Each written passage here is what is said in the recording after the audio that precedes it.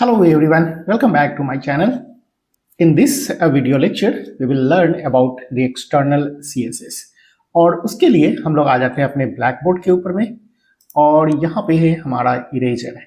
So let's start the external CSS. तो यहाँ पे मैं डाल देता हूँ external CSS. और external CSS क्या होता है तो उसको समझने के लिए पहले हम लोग आ जाते हैं internal CSS के ऊपर में. तो यहाँ पे आप देखो जो हम लोगों ने डायग्राम क्रिएट किया था तो यहाँ पे हम लोगों ने सीखा था कि CSS जो लिखते हैं वो HTML फाइल के अंदर ही लिखते थे और इस CSS को हम लोग रखे थे हेड वाले सेक्शन के अंदर में. अब एक्सटर्नल CSS के अंदर में हम लोग क्या करने वाले हैं कि HTML फाइल को अलग रखेंगे और यहाँ जो हेड सेक्शन में CSS था इसको निकाल करके और एक सेपरेट फाइल क्रिएट करेंगे उसके अंदर में रखेंगे. Right? So let's come to this place and try to understand. यहाँ पे हमारे पास एक HTML फाइल होगा और ये इसके अंदर में केवल HTML कोड ही हम लोग रखेंगे. So this is our HTML file और एक सेपरेट फाइल हम लोग क्रिएट करेंगे. उस सेपरेट फाइल के अंदर में हम लोग रखेंगे केवल CSS का code. So this is our CSS file. अब इस दोनों के बीच में हम लोगों को लिंक इस्टेब्लिश करने होते हैं सो दैट ये CSS रिकॉग्नाइज कर पाएगा कि मुझे HTML फाइल के किस टैग के ऊपर में इफेक्ट अप्लाई करने हैं. तो यहाँ से हम लोग क्या करते हैं एक लिंक इस्टेब्लिश कर लेते हैं. So let's come to this place and draw a line that shows that we have to establish the link. तो यहाँ पे हम लोग डाल देते हैं कि मुझे एक लिंक इस्टेब्लिश करने हैं HTML और CSS के अंदर में. अब इससे फायदा क्या होगा सो देखो एक्सटर्नल CSS बनाने से हमको बहुत सारे फायदे मिलने वाले हैं क्योंकि अगर मैं यहाँ पे एक सेपरेट HTML फाइल बनाया और भी HTML फाइल हमने यहाँ पे क्रिएट किया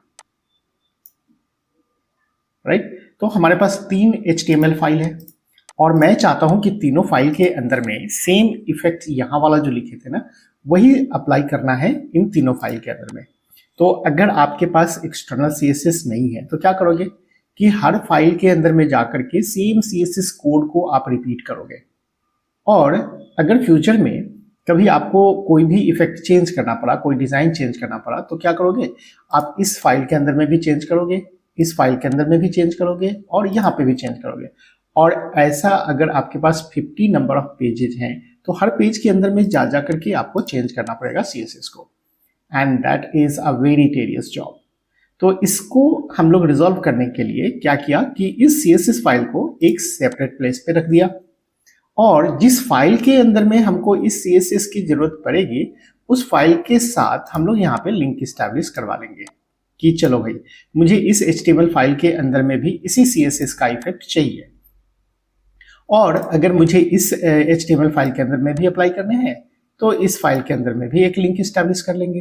तो इससे फायदा क्या हुआ कि एक बार अगर आपने इस CSS फाइल में कोई भी चेंज किया तो ये इफेक्ट आपको इन सारे फाइल के अंदर में दिखने वाला है राइट.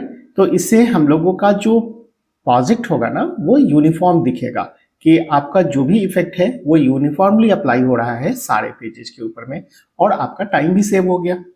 सो आई होप आपको ये थ्योरेटिकल पार्ट समझ में आ गया होगा. तो हम लोग आ जाते हैं अपने VS कोड के अंदर में और इसको अप्लाई करके देखते हैं. So let's come to our VS code और यहाँ पे हम लोग क्रिएट कर लेते हैं एक separate session and the session is 4 और यहाँ पे हम लोग फाइल क्रिएट कर लेते हैं और फाइल का नाम रख लेते हैं index.html.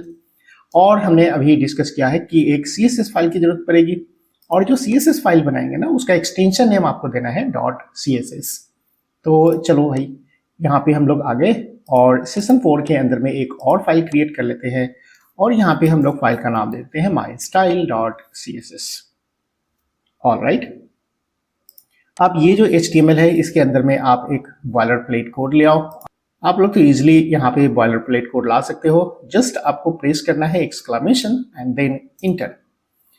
अब यहाँ से हमको CSS के प्रॉपर्टीज को अप्लाई करने हैं. तो हमने क्या बोला था कि आपको एक लिंक इस्टेब्लिश करने पड़ेंगे राइट जिससे कि ये HTML फाइल और ये CSS फाइल दोनों एक दूसरे से लिंक हो सके. तो यहाँ पे आपको लिंक करने के लिए हेड सेक्शन में आना है और टाइप करना है link and then we have to apply the relation and the relation should be style sheet and then href जिसके थ्रू आप फाइल को लिंक करोगे। अब देखो सेम लोकेशन में है तो मैं यहाँ पे फाइल का नाम डाल देता हूँ mystyle.css। अगर आपका ये फाइल किसी और प्लेस पे है तो उसके लिए आपको यहाँ पे पाथ पूरा देना पड़ेगा। तो चलो हमारा तो फाइल सेम ही फोल्डर के अंदर में है तो मैंने डायरेक्ट डाल दिया फाइल का नाम एंड देन यहाँ पे बता देते हैं हम लोग टाइप कैसा होगा, तो type is text and css।